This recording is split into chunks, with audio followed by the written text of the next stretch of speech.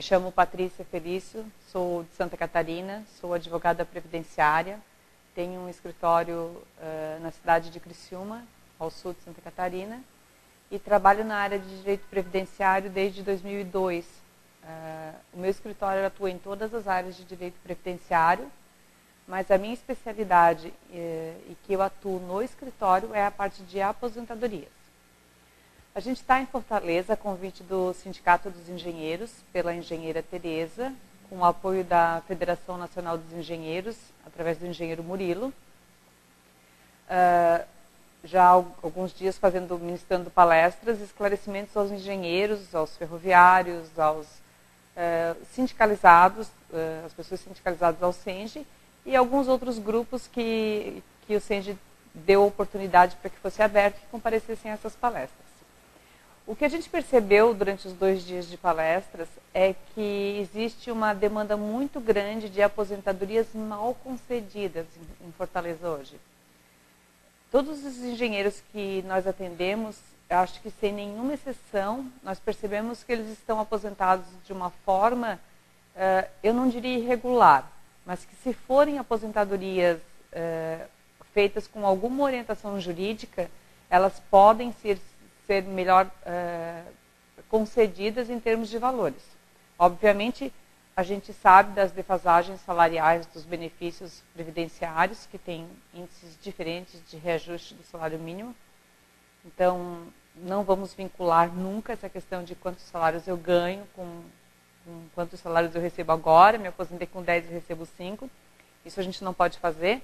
Mas, de uma forma, a ideia geral é você fazer uma boa aposentadoria para você começar recebendo o teu benefício previdenciário num valor máximo. Durante muitos anos você contribuiu no teto, enquanto segurado da Previdência Social, e agora você deve chegar aí em torno de R$4.000. A grande massa de engenheiros que a gente atendeu em Fortaleza, nós percebemos que eles estão aposentados por tempo de contribuição, na espécie 42, e como engenheiros muito novos na idade, estão sendo prejudicados pela aplicação do fator previdenciário.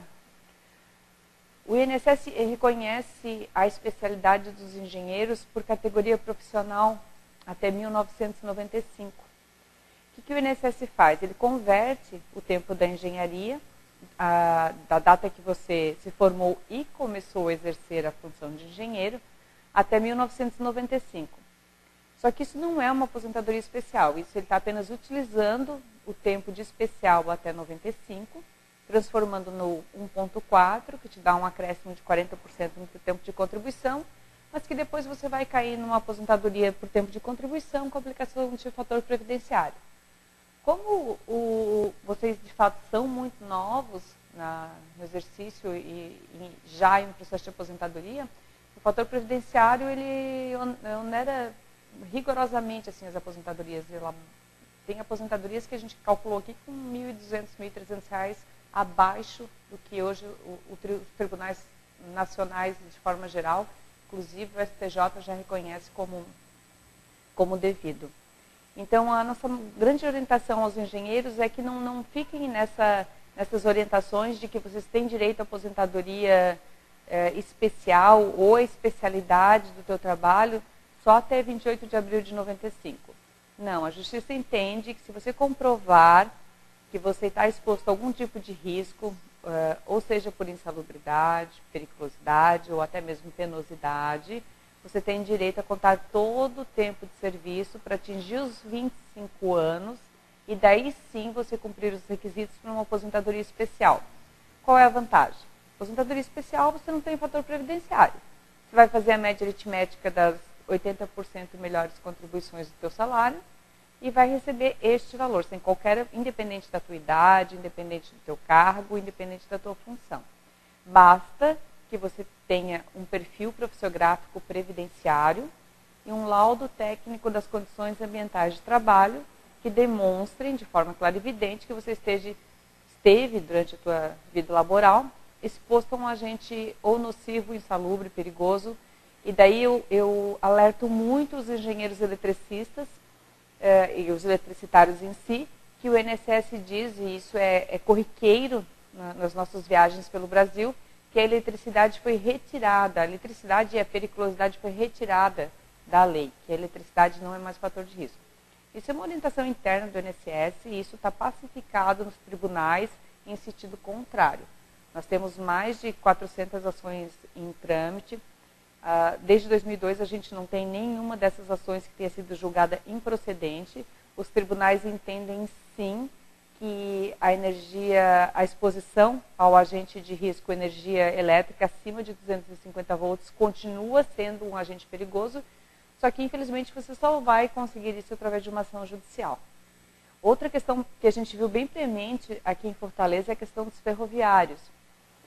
Existe bastante... o engenheiro Litelto foi o nosso maior contato aqui, uma pessoa muitíssimo carismática, que a gente adorou conhecer. Aliás, as pessoas de Fortaleza são muito carismáticas, a gente adorou estar na cidade. E a gente percebeu que os ferroviários, eles desconhecem que hoje eles podem ter uma equiparação a funcionários públicos federais. Com a extinção da rede ferroviária federal, num primeiro momento eles foram incorporados pelo Ministério dos Transportes e deveriam ganhar como se na ativa tivesse. Há um exemplo, o engenheiro Litelto, ele se aposentou como superintendente, ele deveria hoje estar ganhando como um superintendente da rede ferroviária federal que estivesse na ativa. Hoje a gente sabe que o Ministério do Transporte e a União, e por uma série de decretos e políticas, transferiu essa responsabilidade trabalhista para a Valec. Só que continua valendo a regra. Se você foi funcionário da rede ferroviária federal, procure os seus direitos, porque você tem sim o direito a ser tratado como se funcionário público federal fosse. Quem vai ser o gestor da tua aposentadoria, se é o Ministério do Transporte, se é a Valec, da onde vêm esses recursos, é uma questão de discussão dos tribunais. Mas a questão de que você tem este direito, ela está pacificada na jurisprudência também. Então, assim, num quadro geral, o que a gente viu, e a gente pretende voltar em breve a Fortaleza, para atender de forma mais individualizada as pessoas, porque nós vimos que tem muita gente, a quantidade de engenheiros aposentados por tempo de contribuição e que tem direito a uma aposentadoria especial é muito grande. Então, em conversas com a engenheira Tereza e com a divulgação que a gente espera que as pessoas tenham esse conhecimento, procurem as cópias dos seus processos de aposentadoria no INSS, tenham essas cópias em mãos. O sindicato tem como entrar em contato com a gente tem um convênio com a federação de que a gente, para analisar esses processos, não tem qualquer custo para vocês. Ou procurem um escritório aqui de Fortaleza mesmo, procurem através da Ordem dos Advogados do Brasil, um profissional sério, um profissional dedicado, procurem alguém da área previdenciária e com certeza vocês têm direito a uma boa revisão. Os benefícios previdenciários podem aumentar.